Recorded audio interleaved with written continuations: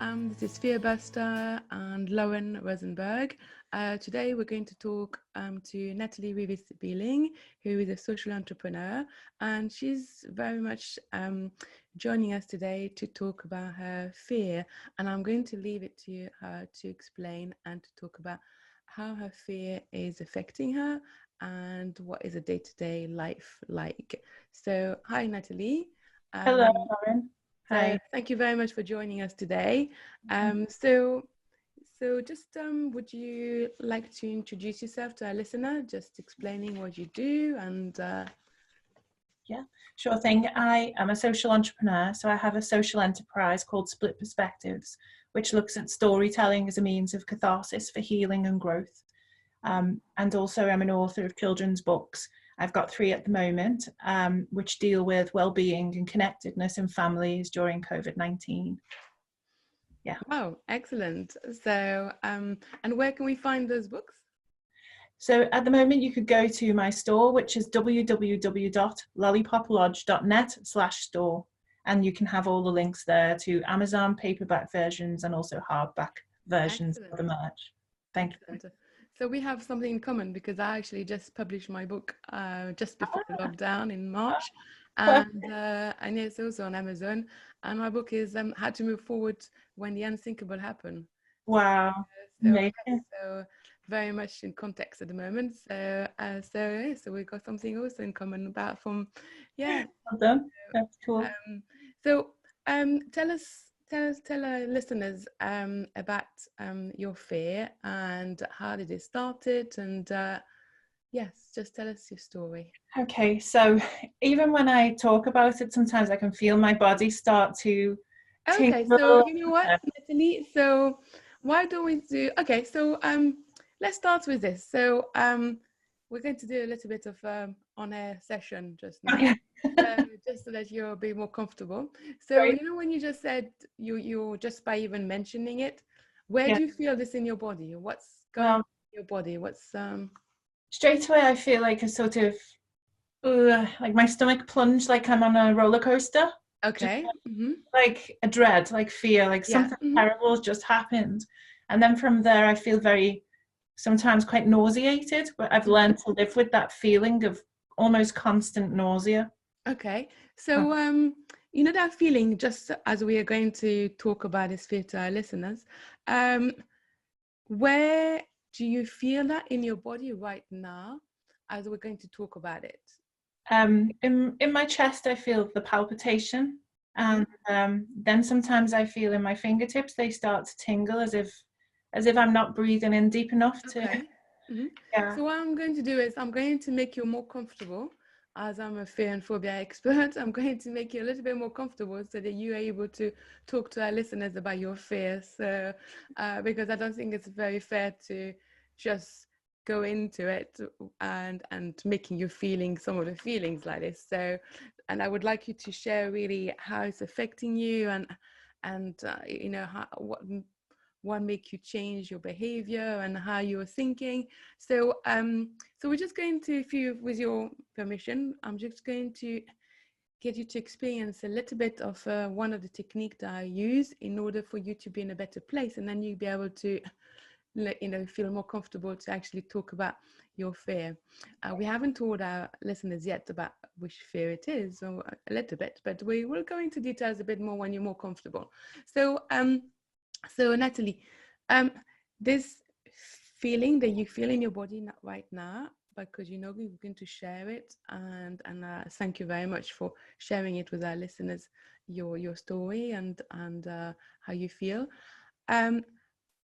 Where you said in your body, where you feel it, if you had to put a color to it, what color would that be? What does it look like?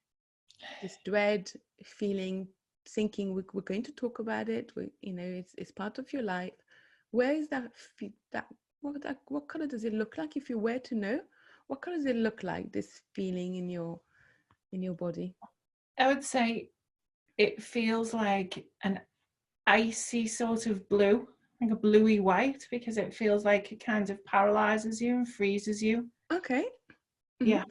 And so you're probably actually answered to the next question in a sense, because if I was going to ask you what shape does it look like, so you sort of described it already.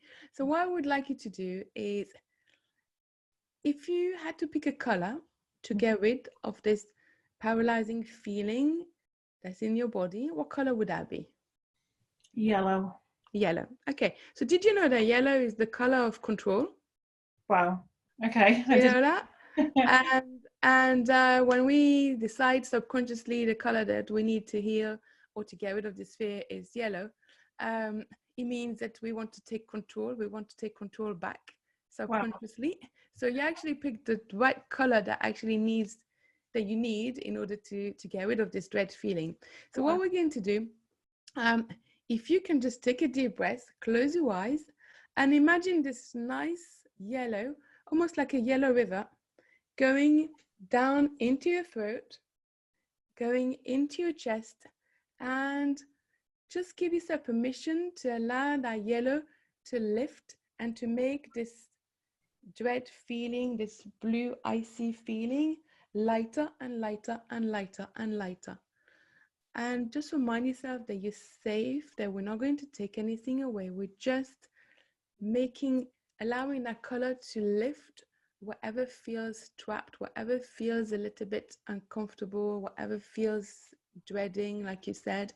Just give yourself permission to allow that color to go in, lifting and making it lighter and lighter and lighter.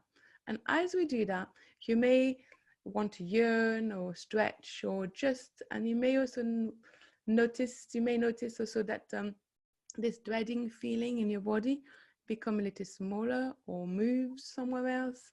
Just give yourself the permission to see this nice little yellow river flooding in, lifting and making it lighter. And take your time, and once you've done that, you can take a deep breath and then open your eyes, as you know, whenever you're ready, and then you can tell me what's that feel like, this dreading feeling, if it's different, if it's the same, if it's a bit smaller. Yeah. When I breathe, when it's almost like if somebody is there talking to me and I'm taking my breaths, I almost feel comforted by the fact that I'm with somebody who's, I guess being alone is the worst thing when you start feeling it. You don't feel like anyone's around. So yeah, that did help me to relax, just knowing someone was there talking to me while I was relaxing. Good. Yeah. Good. It almost gave me a license to relax. Good, excellent. So this is why, this is the state that I would like you to be in, so that you feel more comfortable to talk about it, so you don't actually have all this feeling coming up, because obviously we don't want you to go into panic on air and things like that. So but just before we start going into more details about this fear, how are you feeling now compared to when we just started? Much better. Much better. More relaxed. I feel like my body's taking the shape of the chair. I'm not fighting the chair. I'm not stiff in my chair. Good, excellent. I can see, and obviously our listeners can't see, but your complexion and your eyes and you're just like sort of like you're lighting up, and it's like your face is so much brighter. So good. So how does that feel to talk about this fear? Yes, I'm good. Good. We can go. Yes. Okay, excellent. So Natalie, just tell us your story. Tell our listeners. Share, if we're very privileged that you're happy to share your fear with us, and just tell me how you started or how you noticed that something was different. Okay. So I do remember from my childhood certain incidents which I could put my fear of vomiting to. So and as it's gone along, it's got a lot more complex because it's added some other layers to it. But I think the earliest memory I have is being about maybe 8 years of age and being very poorly, having a stomach upset. And I don't think my mum was there. I think maybe I was at my grand's house and I was very ill. And my gran was downstairs. I was upstairs on my own. and laying on the carpet because I felt so sick. I just didn't want to get up. I just wanted to be flat on the carpet with my face on the carpet. And I remember throwing up, but I was so weak that I didn't even retch. It just sort of came out as my face was on the side. And I just remember laying there and looking at it for almost like an hour, not able to move. I can even remember what it looked like, what was in it. So I know that in my mind, I can still see that pile of vomit and being so close to it. So Natalie, did you know that the subconscious mind lives in the present time? So although you've no longer 18, this memory is very vivid. And there are different ways that you can actually clear this memory if you wanted to. You can use eye movement therapy or IEMDR, or you can use, we can go back into the memory because the subconscious mind lives in the present time. So we could actually easily, or I could easily go back into the memory, change the whole memory. We don't change what happened, but we change the actual memory in the mind so that we reprogram the software in your mind so that you no longer have this fear in front of you because the subconscious mind lives in the present time. So there's something that can be done, and this is what I do with my clients to get rid of the fear. Exactly like you're explaining, I could almost like, I'm there, I can see it. It's like I remember all the details. And because of that, because it's so vivid, that is why the actual fear is still there, because something happened and it's just, so what did you do then? How did you? Well, I guess after that, I think that's just the starting point because I don't really remember how I responded to that. I don't think I was old enough to take on all the fears yet. I just I was just starting to have those experiences that led to a lifelong fear of it. So the next one was getting a paracetamol tablet stuck in my throat, and it kept. At the time you took that at the same time, was this a different event? This was different. This was speeding ahead to about my late teens when I got a tablet stuck in my throat, and it kept repeating on me. Every time I tried to swallow it down, I could just taste the paracetamol. And I remember. I'm just going to stop you there. Yeah. Did you notice that as you talked about it, and I probably our listeners may have heard it, your sort of your throat just got, sort of like something just like you cleared your throat. Yes. Subconsciously, you may not have noticed it, but as I analyze and I look into the person and I notice every little words and details to understand you more just now as you talk about it. So you're automatically, subconsciously, you're just, I don't know if you were aware of it, but you just cleared your throat as you were going to mention this story. So yes, it's very much there. So sorry, I stopped you, but I thought it was quite just very significant. Yeah. You're about to talk about this and how your body is also reacting to it just as you talked about it. So yes, so just tell us about the story. Okay, so I remember that was the first time being aware of the retching feeling to try and clear it when my body started to try to purge that tablet. And I hated that feeling so much of retching, balking, that whole thing. So that was the first time I remembered about the eyes starting to water and the mouth starting to get wet and the whole thing that I hate so much, the whole range of symptoms in vomiting's toolkit. I got to say, I hate the whole package. But yeah, I mean, there was that. And then the third thing, and this is the last thing I think where it then took hold of my life, was I was about 22, 23. And I had the worst case of food poisoning I'd ever had.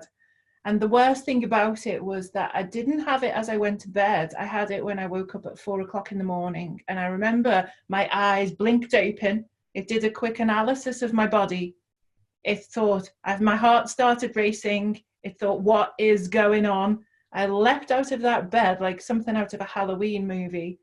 And dropped onto all fours and started to retch and retch, and I didn't know what was going on. And my boyfriend at the time, he was saying, "What's going on? Should I call an ambulance?"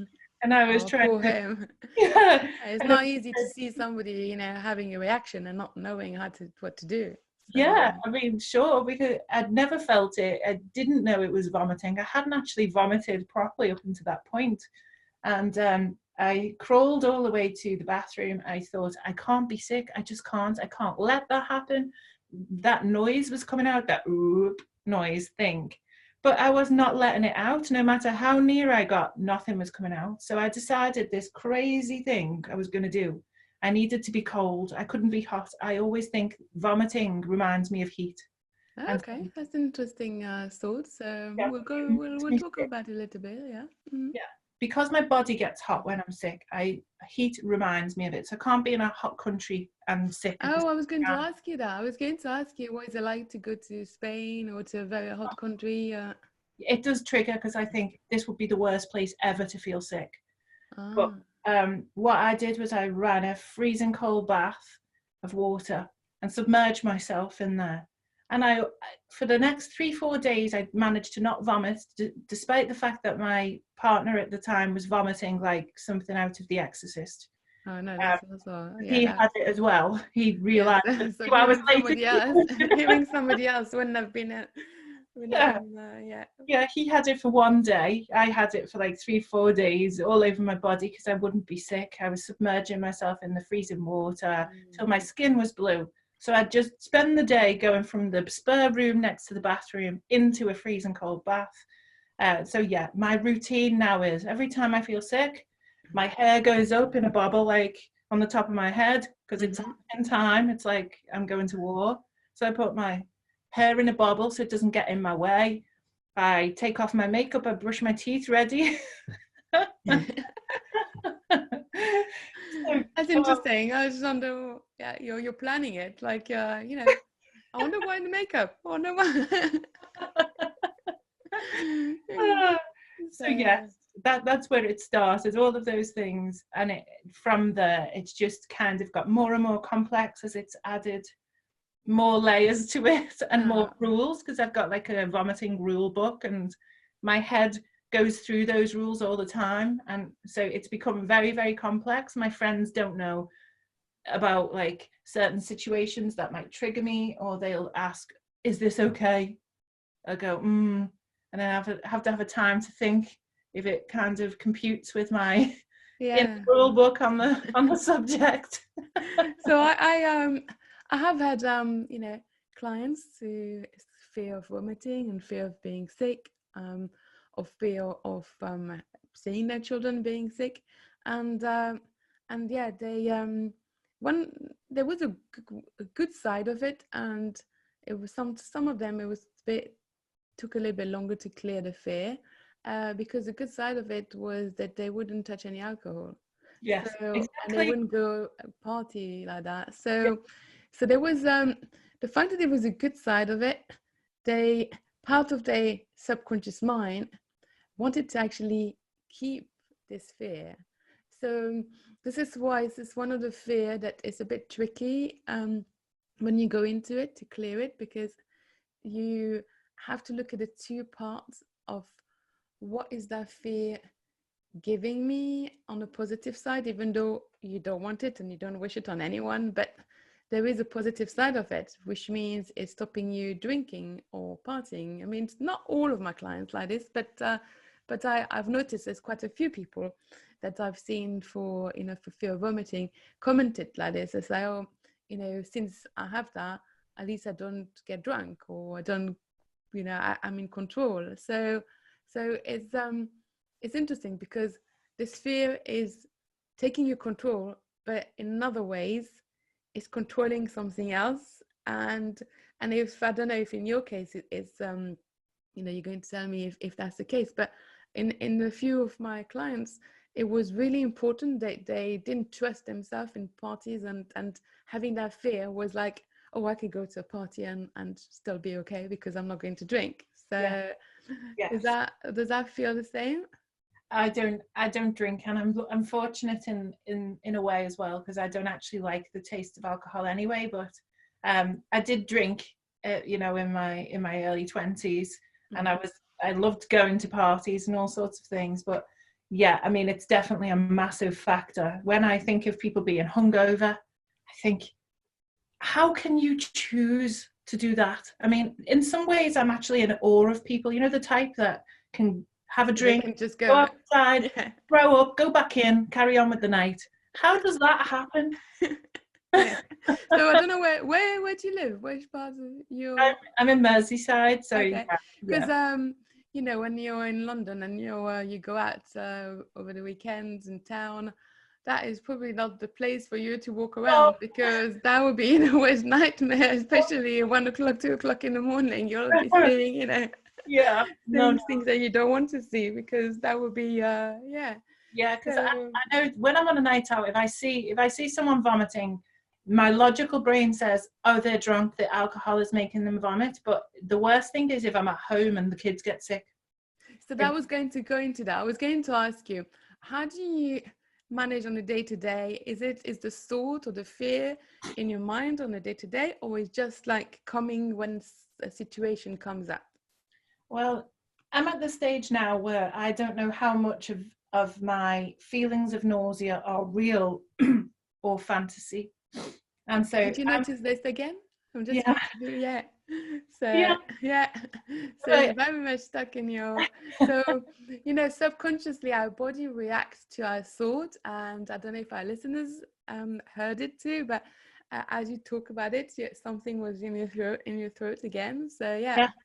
Yeah, so. I can feel it. I mean, I'm used to managing the feelings that happen Mm. in my body So now. if it gets too much, Natalie, just let me know, and then I will send you this color again or a different color. But I just want you to be comfortable talking to our listeners. So obviously, if it gets a little bit too much in your body, just be aware of it and just let me know, and then obviously I can help you with that, because that's Okay. just what I do. So Yeah. I've had you know, I've helped a child who was a friend of mine who was coming to see me, and she brought her son, and she didn't tell her son that I have two dogs, and he completely froze in the street. He wouldn't come into my house. Wow. So I ended up doing a session. I was, you know, I thought, okay, well, this is what I do, and I'm not going to leave him completely frozen in the middle of the street. First of all, he's dangerous, and it's just, so I started doing a session in the middle of the street, and then people started, my guests and, you know, my friends that were there, literally were watching, and my husband actually, because usually people don't see me working on someone, because I'm usually, you know,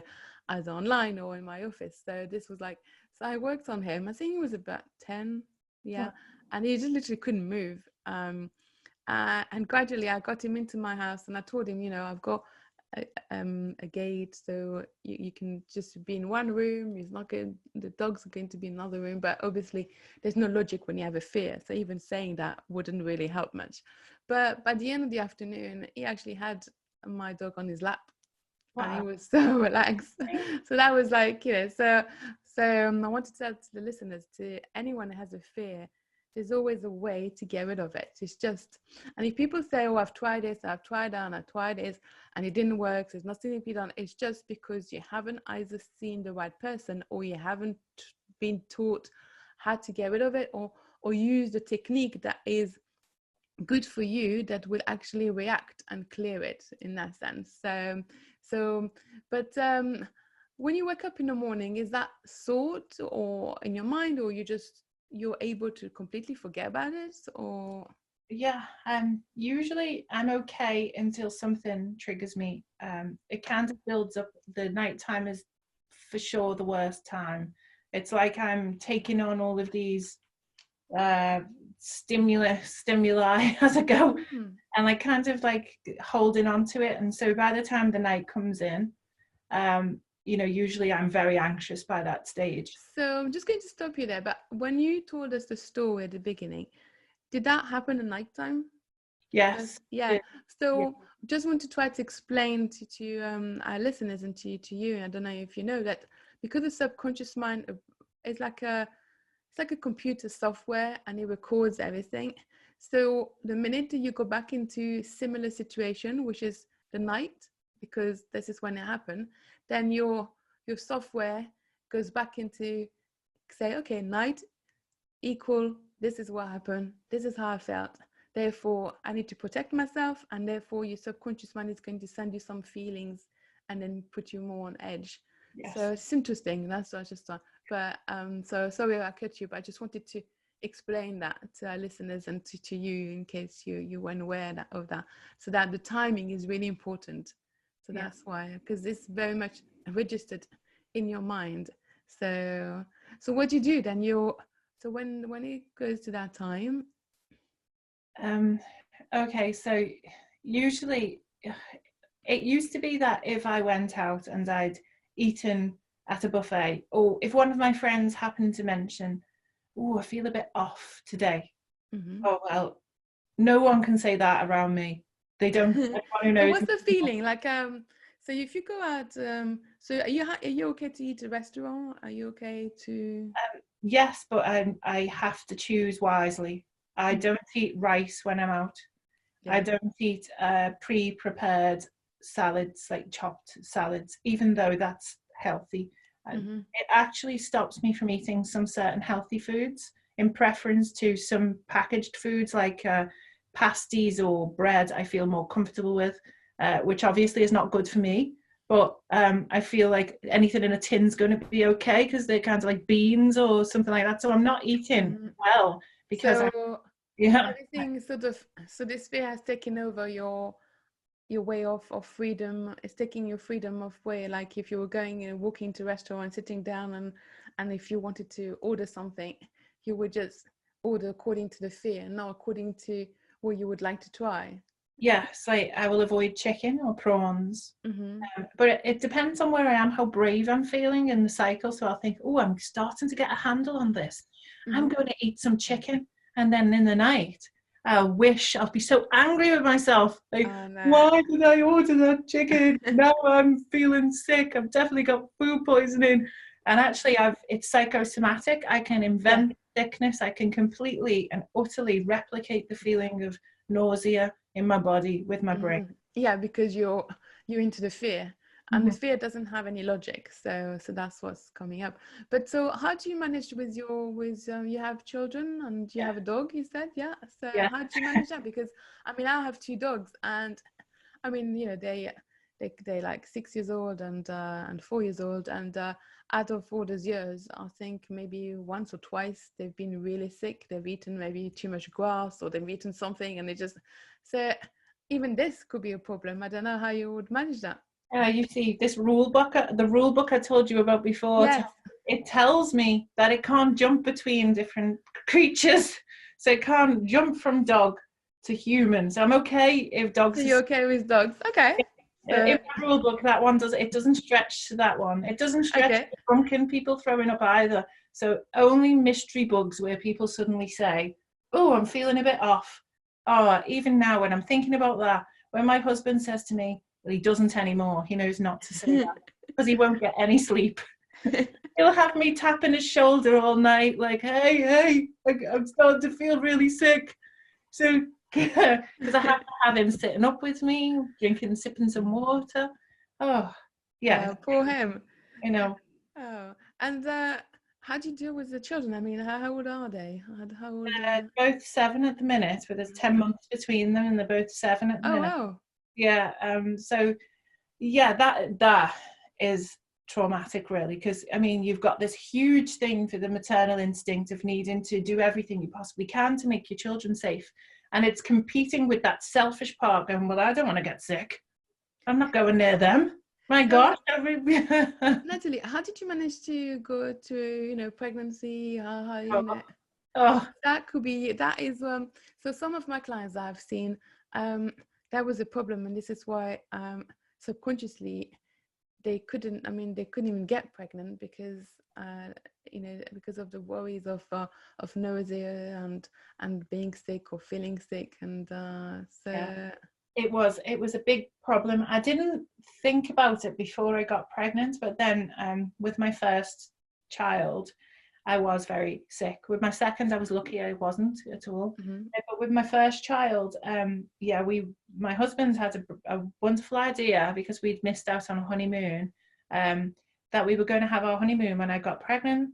And it was on a cruise. I But was going to say, I could hear that boat coming up. I'm like, it was okay. So it was a Caribbean holiday on a that's clipper. good. Right. So it's a sailboat. It's got Mm-hmm. sails on it. My husband, I remember his famous last words when I was feeling slightly nauseated, but not too bad when we left. And it was very early days. And he said to me, "Oh, the water's like a mill pond. It doesn't move. It's just very still." Mm-hmm. I thought, okay, I think I can do this. It'll just be like being on a cruise boat. You don't really Yeah. feel it. Oh, I spent the first 3 days, 4 days on that holiday on the floor, like Spider-Man on the Oh ground, no, poor just you. patched the floor with my face on the tiles, eating an olive, maybe a few olives a day, until I said to my husband, I have to get off here because I'm actually going to go crazy. I'm at the stage of nearly declaring myself insane. So I think let's get off this boat. So we stopped on a little island. We were doing like a little island jump, Mm-hmm. and we ended up having to get a little plane and a little boat, and all the way back to Barbados, where we had to pay for a separate holiday effectively on land. So we had to book into a hotel, just get off that ship altogether. So my husband was quite annoyed, I've got to say. He was quite annoyed with me. For the first 2-3 days, we spent apart with him being very frosty. I'm not surprised. Crank. He's like, what have I got myself into with this person? Did you know before about this fear? I don't think he knew how in depth it was. I mean, like I was trying to explain the rules. I was saying, yeah, but I can't eat that with that because that will make this. It's like, oh no. So your thinking is very much, around it in order to protect yourself, because that's what's, yeah. So have you tried anything to clear it? Well, I did used to go to counselling, and I had a life coach for a long time. Mm-hmm. And we used to just talk about this quite a lot. And I talk to my friends about it and get it off my chest. But I've always been notoriously bad with things to do with mind control. Mm-hmm. I'm very lazy when it comes to that, because I suppose part of me doesn't believe that I'm going to be able to get rid of it because it's so in depth and so ingrained. Mm-hmm.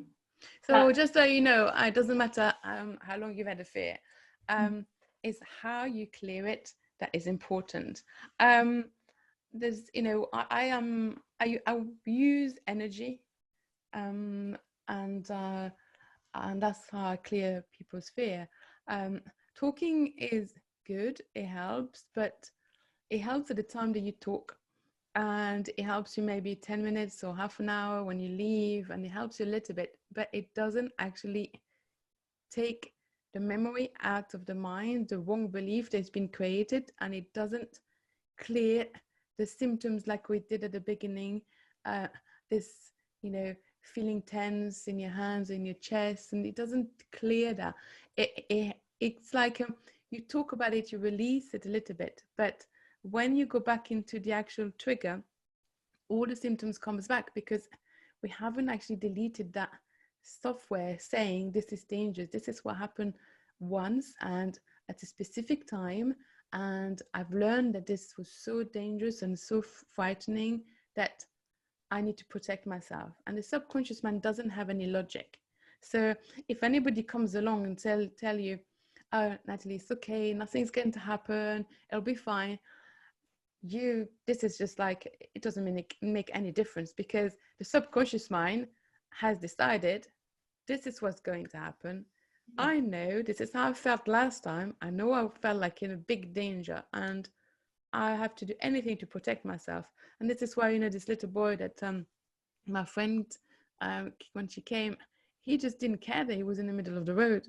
All he cared was, I'm not going into this house because there are 2 dogs and they may do something to me, or that was the program that he was in, because he may have seen someone, or he may have experienced a bad experience with a dog. I can't remember exactly what was at the time, but so, and this is what happened. So talking is good, and it helped you to get up to where you are now. But as you're talking to our listeners, we can still feel that this is very much in you. Yes. So yeah, and yet, as much as you don't want it, it has done something because it's part of you now, but it's the thinking that if you start changing your thinking, you know what, I can redefine myself and it doesn't have to be part of me if I don't want to.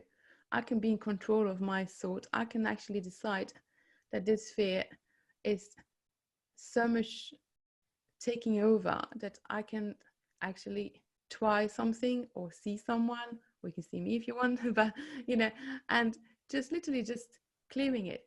And what do you think the day-to-day life would be if you didn't have it? Oh, Can you even imagine it? I'm so used to living with the nausea that I guess I couldn't even imagine what the freedom would feel like to wake up and have my body feeling good and healthy, and not to feel my heart beating in my chest all the time. Yeah, I mean, So did you know? out. Yeah. So Yeah. this is the first part of the work to get rid of a fear that has been there so long, is to start thinking, what would it be like if I didn't have it? How different would I wake up in the morning? Or how different would it be me walking into a restaurant and ordering what I want to order? Starting putting those little thoughts in your mind to start saying, okay, well, and then because we attract what we're thinking. So starting recreating how you would want your day to be. So I was going to ask you also, now with the, with COVID, with the pandemic around the world, how is that affecting your fear? Has that made it even different, or is it okay, or? No, because right away when I first heard about COVID-19, I quickly looked for the symptoms of it to see if nausea was one of them. And when it wasn't, I almost said, oh, thank the Lord for that. It's not one of those things, because I mean, like, just to put it in perspective, to show you how my perspective is completely askew about this. When I worry about, if I was to worry about things like cancer, for instance, I am not really, I mean, of course I'm worried about, everyone's worried, they don't want to know that they have a cancer. But for me, the worst thing would be the recovery from it, the treatment, Because the nausea that comes with trying to defeat it. So I worry, if I did get something at some point like cancer, what would my choice be? Would I try to save my life by being ill? Or would I just accept that that was the end for me? I don't know.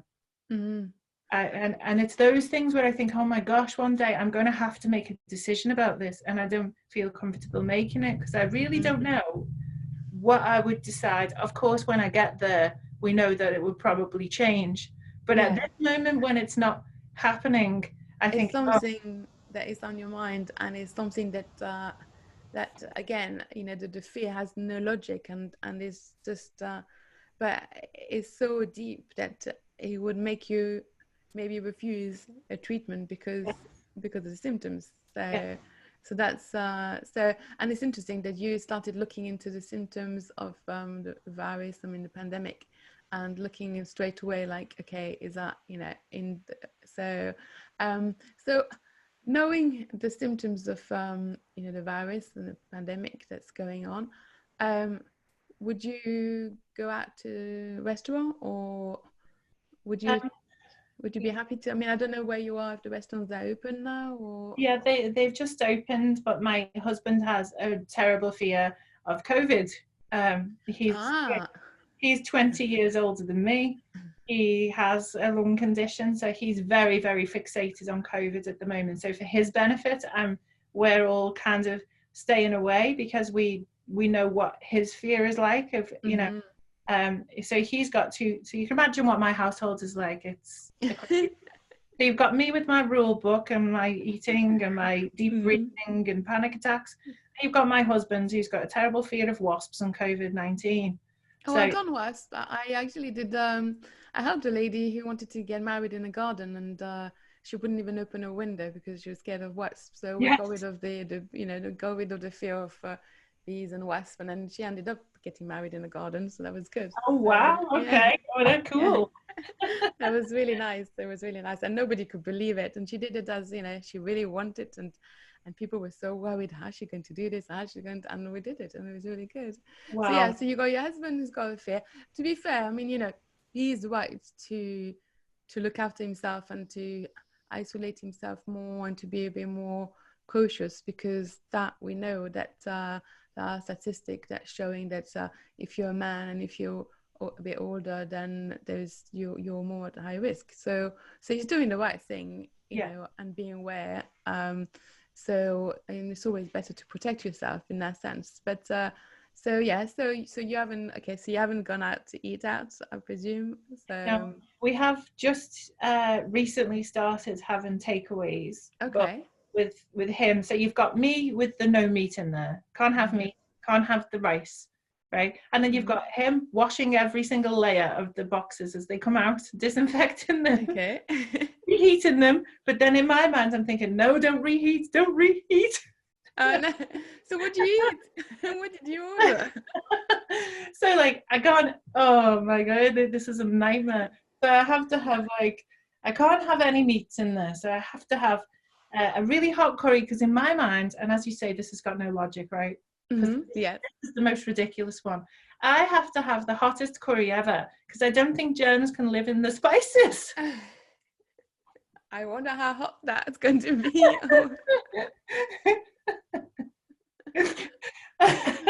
I know that it's ridiculous, but honestly, it's something I do mentally factor in when I'm working out what I'm going to eat.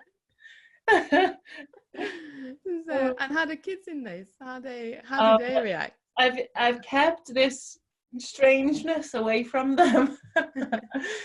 So you know, I'm pretty much living a lie with them. Like, oh, look at all these lovely foods. Oh, you've got like so much. I'm kind of like feeding them, like vicariously. I'm eating those lovely things that I could never eat, because they're getting to enjoy the prawns and the seafoods, and you know, and the tuna, the fresh tuna, and all that sort of things. And I'm in the meantime eating my tinned beans, my toast, you know. So it's really affecting you to, you know, to so many different things, and day-to-day life, where people wouldn't even think twice. They would just look and pick up a menu, a takeaway menu, and they would just order according to what they feel like eating. So and this is what people don't realize, is how it affects every way of thinking. It's not just, you know, fear. It's really into your habits, deciding what you're going to do. And even you said the holidays, because you're not keen on going to the hot weather. I mean, I love the hot weather. This is why I would want to go, you know. So I love it. I'm just worried about, you know, because I love adventure, so I'd love to go to really remote places and you know, really natural places, unspoiled destinations. But I worry, like, I'm thinking, have they got aircon? Because if I get like really sick, I'll need to sit on that aircon. I'm gonna, you know, I need to be freezing. Or have they got colder water that I can submerge myself in? Like some sort of real weirdo just submerged in my bath, you know, for an hour, freezing out, chilling out, you know. So Natalie, talking about you know, traveling, I know that from my client that I've seen, he had fear of vomiting and fear of sick. One of the other problems for them was going on a plane. Yeah. I don't know if that's if you're also worried about that, because for them, I had the two clients who they were very worried if they would be sitting next to somebody who would be vomiting, or kids vomiting on a plane, or the smell. They were very aware of, and so it became a fear of flying too, because they just were not comfortable. So I don't know if that's something that maybe. I think mine's unusual in that respect, because in my rule book, I'm not. It's not a trigger to smell somebody else's vomit or see somebody else vomiting. I can kind of keep that separate. So if you see your child, or if you see some, that's not too bad. Or if it's more by you in that sense. Yeah, it's different with my family. If it's my kids, then the combination of worry for the children and vomiting is a dreadful one. I mean, that can have me almost in a panic. I mean, everybody, when you smell it, you're like, it's not pleasant, and we don't really want, you know. So and it can trigger like you also doing, you know, that. So, but so what do you do when, I mean, I'm sure it happened, if they're not well, do you have to call your husband, or what do you do? Well, my body is I cannot stop myself from going in and seeing them, and yeah, the maternal drive does take over in that sense. But once I've put them to bed and I'm watching them, I can't leave them. Like what my mum, she was great at this because she could like sort of separate the fact that I I was sick, I'm a kid, I'm going to get sick, and then she could leave me to try and sleep for an hour or so, and then she'd get on with her things and like do the dishes and clean up the house, and then she'd come back and check on me. Oh no, if my kids are sick, I'm like there at the end of the bed watching the whole time. Keeping an eye on them. I can't relax. I'm thinking, oh, when are they going to vomit again? And I know that I'm putting this fear in them because my daughter, she is terrified of vomiting, so she gets really upset when she's about to vomit, and then I feel like so energy wise, we can pass on things even before birth. So or the way we're born, we can create some fear in itself.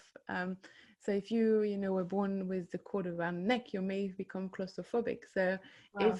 if maybe mum was sick a lot the whole pregnancy, then maybe baby later on will be a bit worried about that. So we energy wise, we can pass things on, but they having images of you because they see your behavior. So that's what we call copy behavior. They're not actually creating the fear because they've experienced something, but just because they're seeing someone behaving like this. So they're more aware of it, and they're going to change their thinking.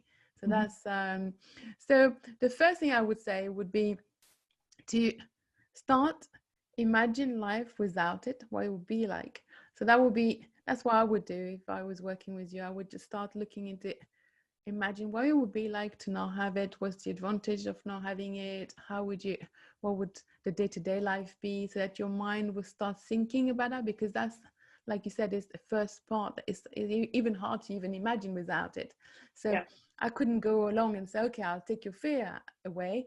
But if you find it even hard to even imagine your life without it, I can't go around and just take it away. It's like having a beautiful car and I come in and I take the car away. Your mind is going to say, no, I want to keep it. And that's what would happen. So it's very much a process, and having to be very careful and understanding the state of the mind of the person, and say, okay, well, let's learn first that there is a different way of thinking and there is a different way of living without it, that I can maybe live without it. And the first thing would be also to say, this is not my fear, this is a fear. It doesn't belong to me, it's not part of me. So start thinking like that, and then we would go into the memory, clear the symptoms in lots of different ways. And that's something that that will be quite good for you to be aware that you don't have to stay in that state the rest of your life. Okay, so that's something that's important, and it's important to our listeners to know that there are so many ways out there that can be used, and I use it with my clients to get rid of fear. I had somebody not long ago who needed to fly to Italy, and within 3 sessions I cleared her fear of flying, so she didn't have to drink alcohol and take Valium, and she could just go off and fly. So you can't, and she had it for at least 20 years, that fear. And she also came up to me and said, well, I've tried everything and no one ever managed to take my fear away. So I said, well, you didn't try to come to see me, so give me that chance and let me do it. And she was very skeptical, and we did it. And she actually wrote a very beautiful testimonial telling me, like, I flew with no alcohol, no Valium, and free of fear, and it was so good. And she probably, and the worst part of it is flying with COVID. So that was like, that was really like a big thing, and she did it. So we can, it's good for listeners to understand that you don't have to keep the fear forever. And it doesn't matter if you've had it for a few months, a few years, and many years. It is possible to get rid of it. It is possible to reprogram your mind to clear it. So we talked about fear, but I'm intrigued about the work that you do and the books that how did you get to do this? Well, I guess a lot of it is to do with being honest with yourself and your family. That sort of the storytelling aspect of it, of discovering who you are by storytelling as a device, really. So from being a writer, I realized that a lot of the characters I wrote about, even if they were the villain or the mentor or whoever it was, ended up being me, really, all parts of me. It hit me. It was like a revelation. I thought, oh my gosh, I would never have owned up to those things, but I've subconsciously written them into my characters. That's quite interesting, because and that might be a device for getting those things that are so so subconsciously you got into the idea of you didn't even realize. It's interesting because I just written my first book, and my first book is about my personal story about how my oldest daughter passed away, and the story in itself was a way of helping to put all the details down and to know it's in writing and telling the story and sharing the story. The second part is how you can move on and how you can help yourself and what techniques. But it's interesting how subconsciously, I'm not even sure how I got the idea of writing the book in the first place. I think I just wanted to put everything down. Yes. And then I, gradually the project came in, and it was quite a long sort of project, because it was so personal, and I sometimes just didn't want to reread the story and checking and making sure that what I wrote is is right, and the layout and everything. So it's interesting how a subconscious mind wants to help us and sort of guide us. But you've written quite a few books, you said, no?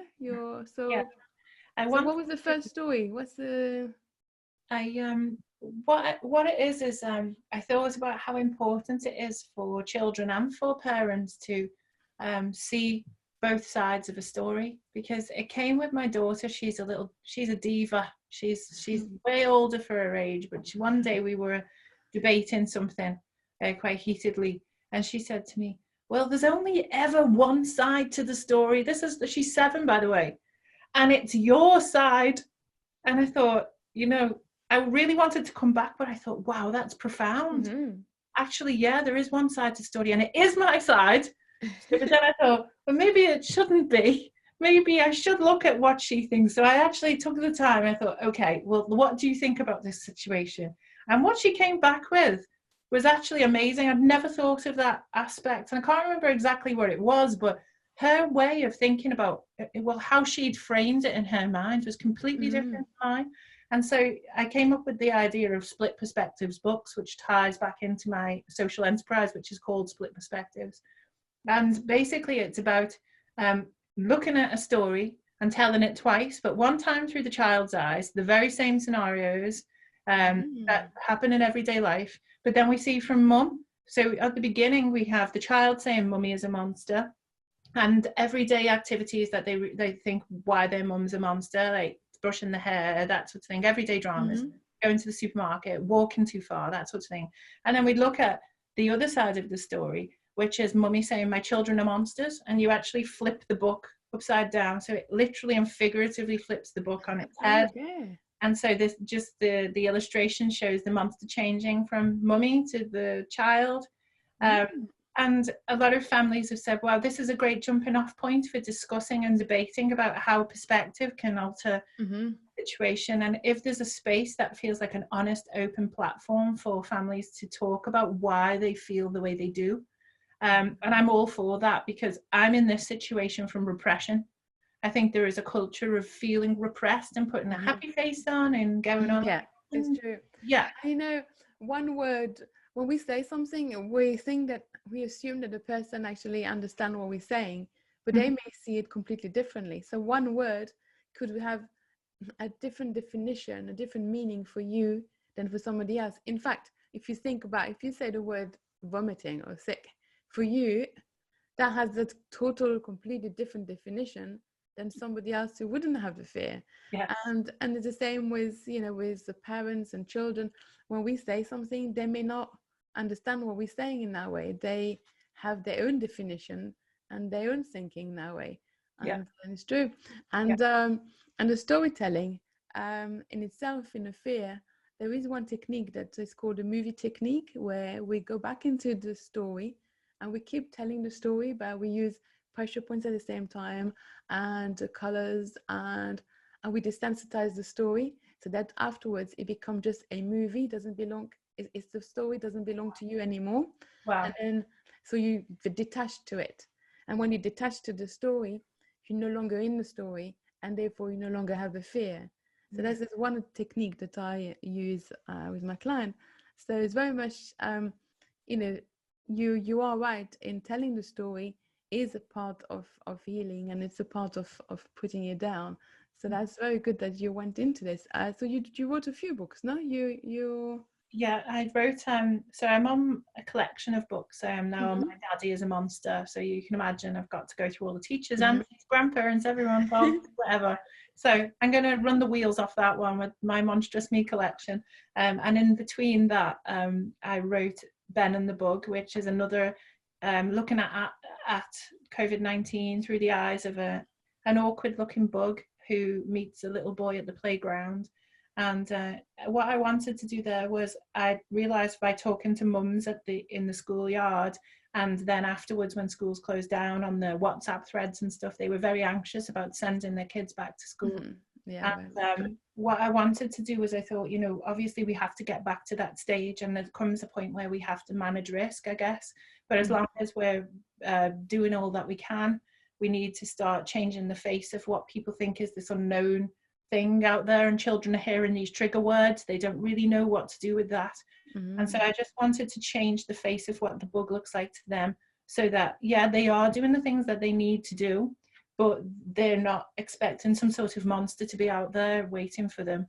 It's not got an intention to harm, if you know what I mean. Yeah, because if you live in fear, as you know, it would have a big impact, and it's not going to be healthy in that sense. It puts you on a high level of stress, and this is not what we want. When the body is under stress, it would create more things, so we don't want to do that. So it's great that you had that idea to do. What would be the message out there to our listeners? What would you say? What would be like a quote that you use, or what would you share with them? I would say the worst thing is by pretending that everything's okay. For me, when I feel like, to be authentically yourself, it's okay to have these quirks, to have these things that you're dealing with. You shouldn't live in shame of them. It doesn't put you on a lower pedestal than before. We all have them. And I think when people see that you are human and that you are going through some things, that it actually makes people come to you, because there's I guess there's a strength in vulnerability, Yeah, you're right. It's right. One of my children has a t-shirt saying it's fine, it's fine, it's fine, and then I didn't say it's not. And it says it all, because you don't always have to be pretending that you're okay, and things happen. It's perfectly okay to not be fine. And we want the emotions to come out of your body, not to stay and not to be trapped in a body, because when they're trapped in a body, they create fear. So that's exactly what, so the more we talk about it through storytelling, through different techniques, that is the way to move and to deal with those emotions. And I'm very impressed that you managed to get this book out there, during COVID. You too. So that's very good. I'm actually thinking of, writing a book about for children, how to release emotions, because during COVID I actually opened an emotional well-being online class for children. So that they have support, and every Monday I just I see them, and we do a session, and we clear whatever worry they have. So that was my way of contributing, and I wanted to do something. But it is good, and it's important that people do know that there are ways out there, in a very simple way, even just holding a book and reading a book. And I know when my daughter, my oldest daughter, passed away, I actually also got a book, The Invisible String, used the book to talk to my younger daughter about, you know, that her sister's still here, and in just there's invisible strings, and we talked about. So books are amazing because it's a start, and you can use that story, and you can and kids relate to characters, and so I'm really pleased that that you can share with our listeners what you've been doing and with your work. So where can we find those books, and where can we find out more about you? Okay, so anybody who wants to learn more about this very strange person here. You're not, you're just a human being full of emotion, and you know, this is what it's all about. This is what's interesting about us, is that we're not a car, we're not a mechanic. We have emotions, we have a brain, and we are very clever. Our body is extremely clever, and our body really knows how to express itself. And you know, even when you fall, the healing happened all by itself. You don't tell the body what it needs to do and how you can, you know, just even a tiny little cut. It's a, we are really, you know, a miracle in that sense. So we are very special. We have emotion, and emotions create our own personality and ourselves. So you are very special. You know, you're an entrepreneur and a writer and author. So where can we find you? Okay, so my website is www.lollipoplodge.net. Good. And the books are on Amazon, you mentioned? Yeah, some of them are, but if you want the hardback version, which flips, which is kind of cool, you'll get that from the store in my website. So that's okay. So which store has the book? Which store? lollipoplodge.net/store, and there you can get links to the Amazon versions and also buy from my shop. They're all in the same place. Excellent. And just remind us the title of the books that you've written. Okay, so there is My Mummy is a Monster, and that's a split perspective books, which I talked about before, and also Ben and the Bug, which handles COVID-19 for little ones.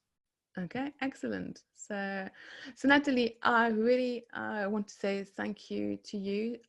Thank you for you to share your story, because it's not easy to talk about, you know, on air about your fear, and to express yourself, and to really share the symptoms and how the day-to-day life is.